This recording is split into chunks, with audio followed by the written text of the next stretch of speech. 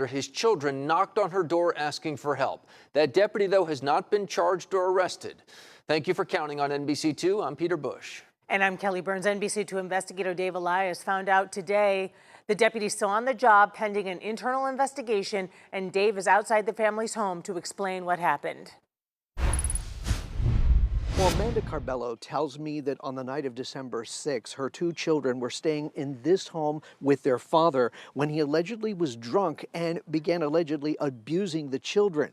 She says that her daughter was able to bust out her bedroom window and then escape through this yard and run across the street to call 911 for help at the neighbor's home. Well, deputies eventually showed up, but Matthew Curbelo was never charged, and now she wants answers. My children were here at this house with their father for his unsupervised time.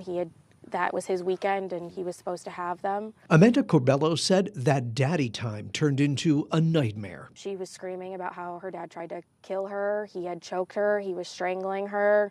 Her brother was crying. Amanda was unaware of where her daughter even was. The neighbor said, I have your kids.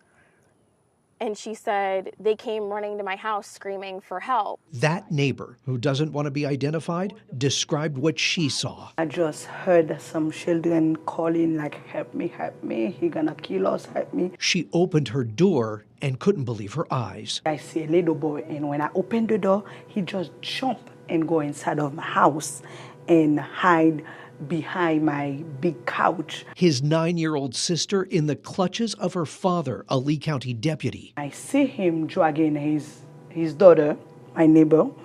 He's a police officer. He dragging his daughter, pulling her by her hair, pulling her by her arm, like try to cover her mouth to not talk. NBC2 obtaining these pictures of the little girl after deputies arrived. The little girl have bruise in her neck, was bleeding. I don't know if the bleeding was from him or from the broken window, I don't know, but it was a chaos that night. However, Deputy Matthew Curbelo was never charged or arrested. His wife filed a protection order.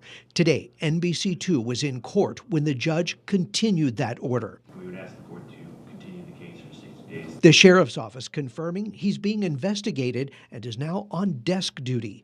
He asked for his gun back in court so he could work. The judge said no. His attorneys want his children to testify to the judge about what happened. But she does want to talk to the judge. However, her father didn't want to talk to me. Do the attorneys or Matthew want to make any comment? After the judge continued his no contact order with his family. Dave Elias, NBC2. We asked Curbelo, his attorney, and the sheriff's office for comment. Only the sheriff's office responded, saying there is an internal affairs investigation, but offered no other comment.